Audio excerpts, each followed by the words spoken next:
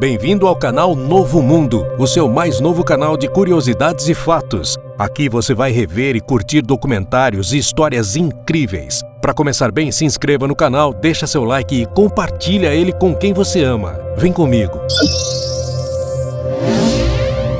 A Primeira Guerra Mundial foi um conflito ocorrido entre 1914 e 1918, que envolveu vários países e terminou com a assinatura do Tratado de Versalhes em 1919. A Batalha de Verdun foi uma das mais importantes da Primeira Guerra Mundial e ocorreu em abril de 1916. Prepare-se para mergulhar em uma das épocas mais polêmicas, porém quase esquecidas da nossa história moderna. De intrigas políticas a avanços tecnológicos, de batalhas épicas a histórias de coragem e sacrifício, cada momento desse conflito global ecoa até os dias de hoje. Em nosso primeiro vídeo da série, vamos explorar em detalhes os bastidores, as batalhas e os protagonistas desse período crucial da história. Não perca a oportunidade de vivenciar aqui a intensidade da Primeira Guerra Mundial como nunca antes. Quando tento achar uma simples fórmula para o período anterior à Primeira Guerra Mundial, espero poder comunicar sua totalidade, chamando-a de a Era de Ouro da Segurança. Tudo em nossa monarquia austríaca de quase 1000 anos parecia ser baseado na permanência. Stefan Zweig, autor austríaco. Fogo!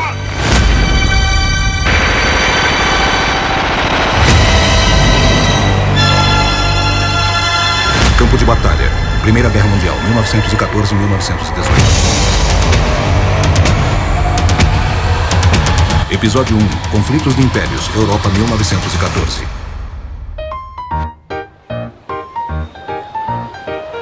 Primeiro ato. Último verão do Velho Mundo.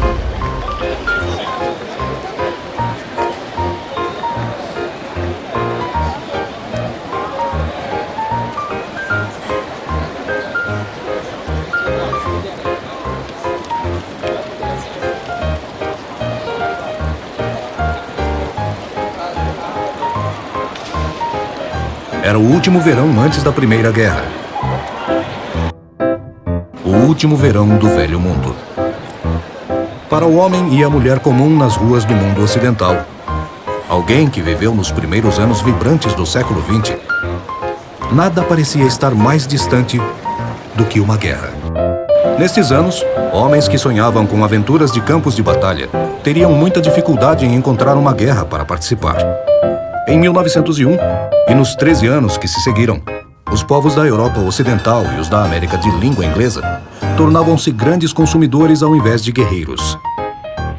Automóveis, motocicletas, dirigíveis, trens elétricos e submarinos, novidades para suprir o crescente tempo livre. Uma classe média emergente esperava por cada vez mais anos de progresso, com mais prosperidade e mais paz. Não houve nenhuma guerra entre os grandes poderes por quase meio século, e a globalização da economia mundial sugeria que a guerra havia se tornado uma coisa do passado.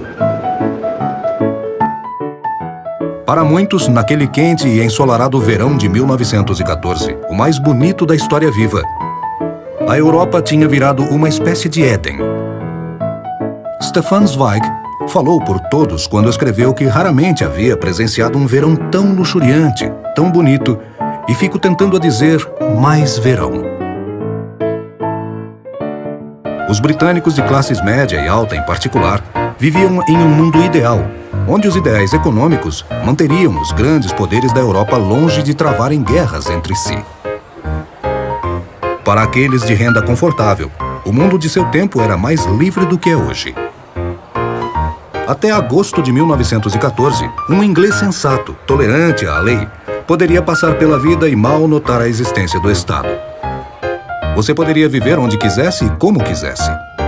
Você poderia ir a qualquer lugar do mundo sem qualquer tipo de permissão. Para a maioria dos lugares, não era preciso passaporte e muitos nem o tinham. O geógrafo francês André Siegfried viajou para todo o mundo sem nenhuma identificação, fora o seu cartão de visita. Era um tempo de livre fluxo de capital e livre movimentação de pessoas e bens. Em 1914 havia mais globalização do que há agora. A maior parte do quarto final do século XX foi gasto recuperando terras perdidas nos 75 anos anteriores. A mistura e interdependência econômica eram poderosas tendências que faziam parecer que uma guerra entre os grandes poderes da Europa tornara-se impraticável e realmente obsoleta. No mundo ocidental, as pessoas comuns não tinham nenhuma apreensão sobre um possível conflito. Havia líderes que se preocupavam, mas no inverno e primavera de 1914, nem mesmo eles esperavam que uma guerra fosse explodir naquele verão.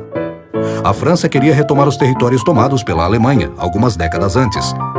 Mas aqueles em boa posição para julgar tinham certeza de que a França não começaria uma guerra para reaver os territórios. O primeiro-ministro russo reportou ao Czar no dia 13 de dezembro de 1913. Todos os homens de Estado da França querem silêncio e paz. Eles estão dispostos a trabalhar com os alemães. Não havia dúvida de que no final de 1913, as relações franco-alemãs estavam em melhores situações do que estiveram há anos. A Alemanha tinha medo de uma possível guerra contra a Rússia, mas no inverno de 1914 eles sabiam que o exército do czar não tinha condições de travar uma guerra e não teria por muitos anos. Os últimos dias daquele glorioso verão em junho de 1914 transcorriam normalmente, até que veio a tempestade, atingidos por um raio, que eles erroneamente acreditaram ter vindo do nada.